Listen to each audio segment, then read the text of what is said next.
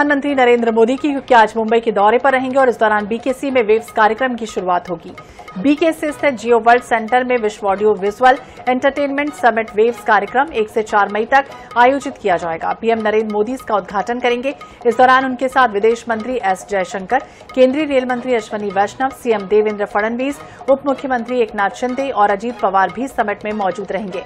इस वैश्विक सम्मेलन में 130 देशों से कला, संस्कृति और तकनीकी क्षेत्र की कंपनियां भाग लेंगी। 4 दिनों के समागम में एक और भारत के साथ साथ दुनिया के कई हिस्सों की कला और संस्कृति, सिनेमा की झलक देखने को मिलेगी। दरअसल वेव सूचना और प्रसारण मंत्रालय की ओर से मीडिया और मनोरंजन उद्योग के लिए आयोजित किया जाने वाला वैश्विक शिखर सम्मेलन है। इस शिखर सम्मेलन का उद्देश्य उद्योग जगत के हितधारकों, इनोवेटर्स को एक मंच पर एक साथ लाना, चुनौतियों का समाधान करना है, साथ ही वैश्विक व्यापार को बढ़ावा देना है, जिससे क्षेत्र के भविष्य पर प्रभाव पड़े।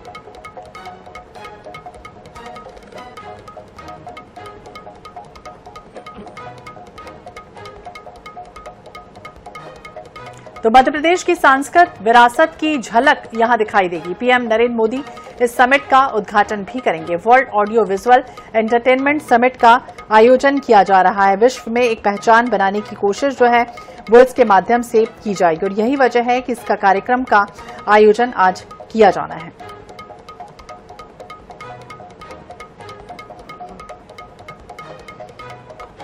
तो मनोरंजन शिखर सम्मेलन एक वैश्विक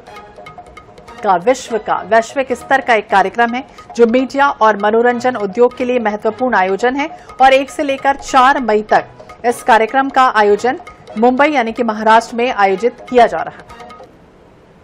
सीपी राधाकृष्णन जी, महाराष्ट्र के लोकप्रिय मुख्यमंत्री देवेंद्र फडणवीस,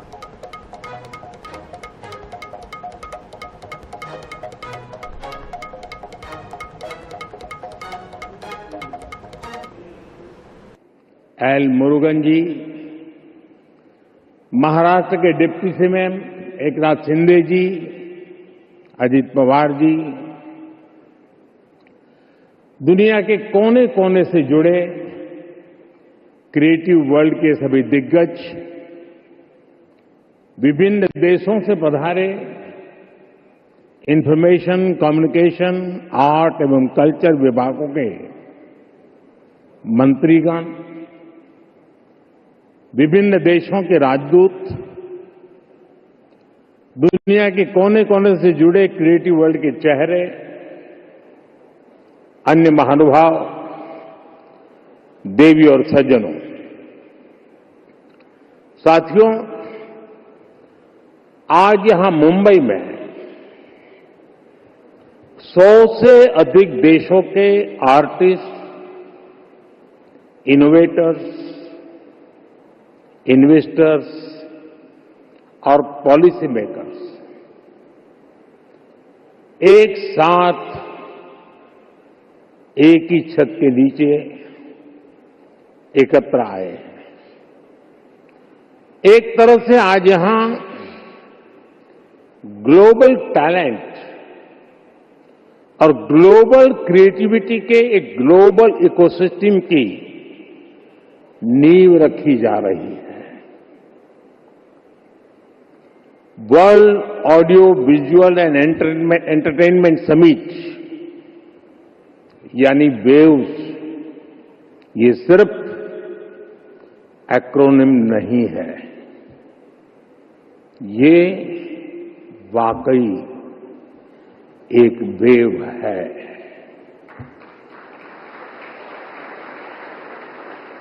कल्चर की, क्रिएटिविटी की, यूनिवर्सल कनेक्ट की, और इस वेव पर सवार हैं फिल्में, music, gaming, animation, story telling, creativity का अथाह संसार। वेव एक ऐसा ग्लोबल प्लेटफॉर्म है जो आप जैसे हर आर्टिस्ट, हर क्रिएटर का है। जहां हर कलाकार, हर युवा एक नए आइडिया के साथ क्रिएटिव वर्ल्ड के साथ जुड़ेगा। इस ऐतिहासिक और शानदार शुरुआत के लिए मैं देश विदेश से जुटे आप सभी महानुभावों को बहुत बहुत बधाई देता हूं। आप सबका अभिनंदन करता हूं। साथियों, आज 1 मई है।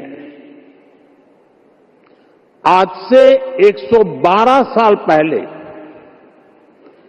3 मई 1913 भारत में पहली फीचर फिल्म राजा हरिश्चंद्र रिलीज हुई थी। इसके निर्माता दादा साहब फाल्के जी थे और कल ही उनकी जन्म जयंती थी। बीती 1 सदी में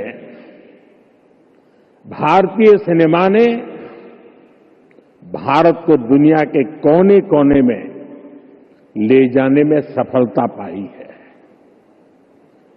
रूस में राज कपूर जी की लोकप्रियता, कान में सत्यजीत रे की पॉपुलैरिटी और ऑस्कर में RRR की सक्सेस में यही दिखता है। गुरुदत्त की सिनेमैटिक पोएट्री हो या फिर ऋत्विक घटक का सोशल रिफ्लेक्शन, AR रहमान की धून हो या राजा मौली की महागाथा, हर कहानी भारतीय संस्कृति की आवाज बनकर दुनिया के करोड़ों लोगों के दिलों में उतरी है। आज वेव्स के इस मंच पर हमने भारतीय सिनेमा के अनेक दिग्गजों को डाक टिकट के माध्यम से याद किया है। साथियों, बीते वर्षों में मैं कभी गेमिंग वर्ल्ड के लोगों से मिला हूं, कभी म्यूजिक की दुनिया के लोगों से मिला, फिल्म मेकर से मिला, कभी स्क्रीन पर चमकने वाले चेहरों से मिला। इन चर्चाओं में अक्सर भारत की क्रिएटिविटी, क्रिएटिव कैपेबिलिटी और ग्लोबल कोलैबोरेशन की बातें उठती थी। मैंने जब भी आप सभी क्रिएटिव वर्ल्ड के लोगों से मिलना, आप लोगों से आइडिया लेता था, तो जो मुझे स्वयं भी इस विषय की गहराई में जाने का मौका मिला। फिर मैंने एक प्रयोग भी किया। 6-7 साल पहले जब महात्मा गांधी जी की 150वीं जयंती का अवसर आया, तो 150 देशों के गायक गायिकाओं को गांधी जी का प्रिय गीत वैष्णव भजन तो तेने कहिए, ये गाने के लिए मैंने प्रेरित किया। नरसिंह मेहता जी द्वारा रचित ये गीत 500-600 साल पुराना है, लेकिन गांधी 150 के समय दुनिया भर के आर्टिस्ट ने इसे गाया और इसका एक बहुत बड़ा इम्पैक्ट हुआ। दुनिया एक साथ आई। यहां भी कई लोग बैठे जिन्होंने गांधी 150 के समय 2-2, 3-3 मिनट के अपने वीडियोज बनाए थे, गांधी जी के विचारों को आगे बढ़ाया था। भारत और दुनिया भर के क्रिएटिव वर्ल्ड की ताकत मिलकर क्या कमाल कर सकती है, इसकी एक झलक हम तब देख चुके हैं। आज उसी समय की कल्पना हकीकत बनकर वेव्स के रूप में जमीन पर उतरी है। साथियों, जैसे नया सूरज उगते ही आकाश को रंग देता है, वैसे ही ये समिट अपने पहले पल से ही चमकने लगी है। Right from the first moment, the summit is roaring with purpose. पहले एडिशन में ही वेव्स ने दुनिया का ध्यान अपनी तरफ खींच लिया है। हमारे एडवाइजरी बोर्ड से जुड़े सभी साथियों ने जो मेहनत की है, वो आज यहां नजर आ रही है। आपने बीते दिनों में बड़े पैमाने पर क्रिएटर चैलेंज, क्रिएटोस्फीयर का अभियान चलाया। दुनिया के करीब 60 देशों से 1 लाख क्रिएटिव लोगों ने इसमें पार्टिसिपेट किया और 32 चैलेंजेस में 800 फाइनलिस्ट चुने गए हैं। मैं सभी फाइनलिस्ट को अनेक अनेक शुभकामनाएं देता हूं। आपको मौका मिला है दुनिया में छा जाने का, कुछ कर दिखाने का। साथियों, मुझे बताया गया है कि यहां आपने भारत पैवेलियन में बहुत कुछ नया रचा है, नया गढ़ा है। मैं इसे देखने के लिए भी बहुत उत्सुक हूं, मैं जरूर जाऊंगा। वेव्स बाजार का इनिशिएटिव भी बहुत इंटरेस्टिंग है। इसे नए क्रिएटर्स एनकरेज होंगे, वो नए बाजार से जुड़ पाएंगे। आर्ट की फील्ड में बायर्स और सेलर्स को कनेक्ट करने का ये आइडिया वाकई बहुत अच्छा है। साथियों, हम देखते हैं कि छोटे बच्चे के जीवन की शुरुआत जब बालक पैदा होता है तब से मां से उसका संबंध भी लोरी से शुरू होता है। मां से ही वो पहला स्वर सुनता है। उसको पहला स्वर संगीत से समझ आता है। एक मां जो एक बच्चे के सपने को बुनती है, वैसे ही क्रिएटिव वर्ल्ड के लोग एक युग के सपनों को पिरोते हैं। वेव्स का मकसद ऐसे ही लोगों को एक साथ लाने का है। साथियों, लाल किले से मैंने सबका प्रयास की बात कही है। आज मेरा ये विश्वास और पक्का हो गया है कि आप सभी का प्रयास आने वाले वर्षों में वेव्स को नई ऊंचाई देगा। मेरा इंडस्ट्री के साथियों से यह आग्रह बना रहेगा कि जैसे आपने पहली समिट की हैंड होल्डिंग की है, वो आगे भी जारी रखें। अभी तो वेव्स में कई तरह की खूबसूरत लहरें आनी बाकी है। भविष्य में वेव्स अवार्ड भी लॉन्च होने वाले हैं। ये आर्ट और क्रिएटिविटी की दुनिया में सबसे प्रतिष्ठित अवार्ड्स होने वाले हैं। हमें जुटे रहना है। हमें जग के मन को जीतना है, जन जन को जीतना है। साथियों, आज भारत दुनिया की थर्ड लार्जेस्ट इकोनॉमी बनने की तरफ तेजी से आगे बढ़ रहा है। आज Bharat global fintech adoption rate में नंबर 1 है। दुनिया का सेकंड लार्जेस्ट मोबाइल मैन्युफैक्चरर है। दुनिया का तीसरे सबसे बड़ा स्टार्टअप इकोसिस्टम भारत में है। विकसित भारत की हमारी जर्नी तो अभी शुरू हुई है। भारत के पास इससे भी कहीं अधिक ऑफर करने के लिए है। भारत बिलियन प्लस आबादी के साथ साथ बिलियन प्लस स्टोरीज का भी देश है। 2000 साल पहले जब भरत मुनि ने नाट्यशास्त्र लिखा तो उसका संदेश था, नाट्यम भावयति लोकम।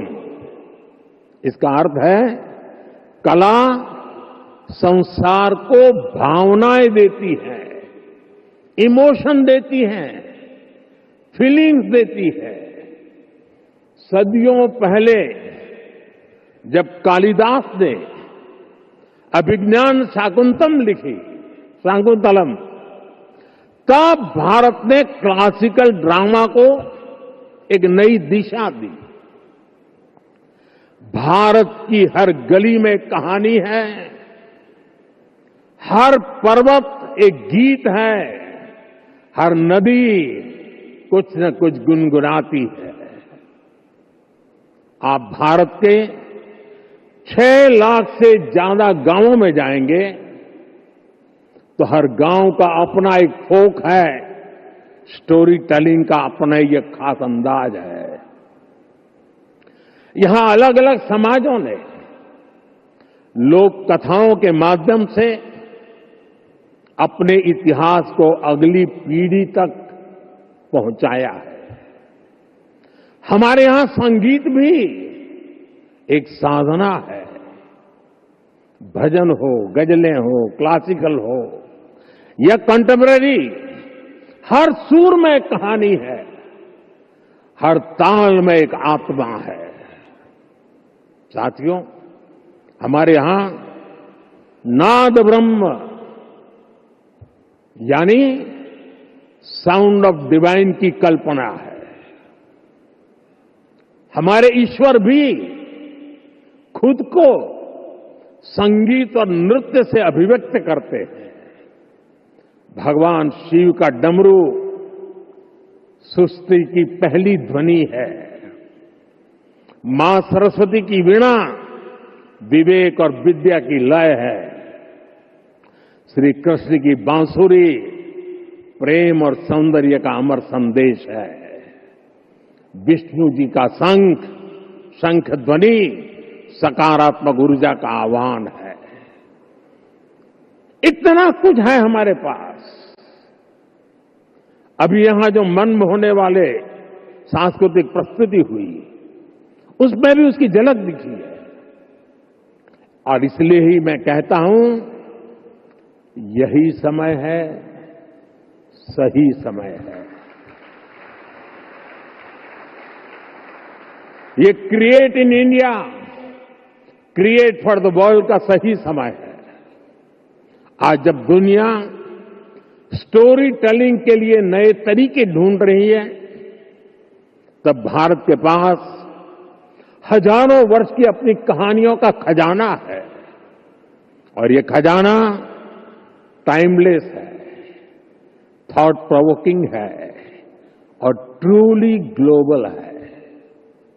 और ऐसा नहीं है कि इसमें कल्चर से जुड़े विषय ही हैं। इसमें विज्ञान की दुनिया है, स्पोर्ट्स हैं, शौर्य की कहानियां हैं, त्याग तपस्या की गाथाएं हैं। हमारी स्टोरीज में साइंस भी है, फिक्शन भी है, करेज है, ब्रेवरी है। भारत के इस खजाने की बास्केट बहुत बड़ी है, बहुत विशाल है। इस खजाने को दुनिया के कोने कोने में ले जाना, आने वाली पीढ़ियों के सामने नए और इंटरेस्टिंग तरीके से रखना, ये वेव्स प्लेटफॉर्म की बड़ी जिम्मेदारी है। साथियों, आप में से ज्यादातर लोगों को पता है कि हमारे यहां पद्म अवार्ड आजादी के कुछ साल बाद ही शुरू हो गए थे। इतने सालों से ये अवार्ड दिए जा रहे हैं, लेकिन हमने इन अवार्ड्स को पीपल्स पद्मा बना दिया। जो लोग देश के दूर दराज में कोने कोने में देश के लिए जी रहे हैं, समाज की सेवा कर रहे हैं, हमने उनकी पहचान की, उनको प्रतिष्ठा दी, तो पद्मा की परंपरा का स्वरूप ही बदल गया। अब पूरे देश ने खुले दिल से इसे मान्यता दी है। अब ये सिर्फ एक आयोजन का न होकर पूरे देश का उत्सव बन गया है। इसी तरह वेव्स भी है। वेव्स क्रिएटिव वर्ल्ड में, फिल्म में, म्यूजिक में, एनिमेशन में, गेमिंग में भारत के कोने कोने में जो टैलेंट है उसे एक प्लेटफॉर्म पर देगा, तो दुनिया भी इसे अवश्य सराहेगी। साथियों, कंटेंट क्रिएशन में भारत की एक और विशेषता आपकी बहुत मदद करने वाली है।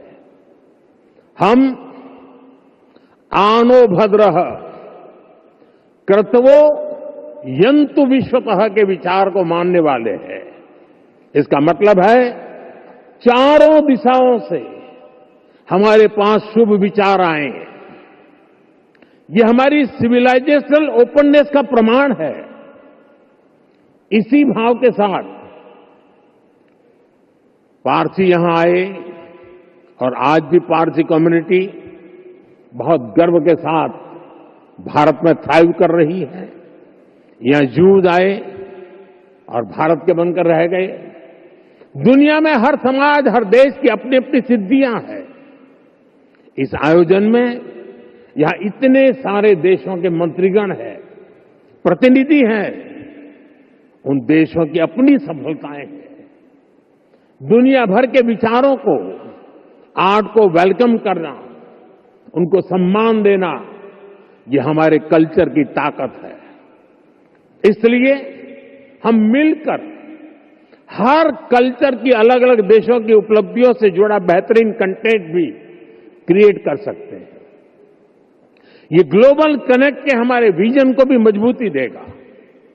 साथियों, मैं आज दुनिया के लोगों को भी ये विश्वास दिलाना चाहता हूं, भारत के बाहर के जो क्रिएटिव वर्ल्ड के लोग हैं, उन्हें ये विश्वास दिलाना चाहता हूं कि आप जब भारत से जुड़ेंगे, जब आप भारत की कहानियों को जानेंगे, तो आपको ऐसी ऐसी स्टोरीज मिलेगी कि आपको लगेगा कि अरे, ये तो मेरे देश में भी होता है।